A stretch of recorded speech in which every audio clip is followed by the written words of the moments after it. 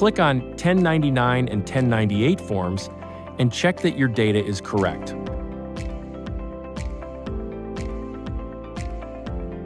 Click on E-Filing, IRIS CSV Upload, then export 1099 NEC data as IRIS template file.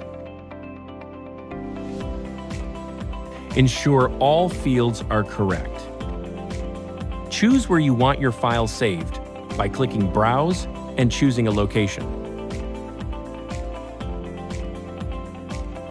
Choose whether you would like to see the file location by clicking Yes or No.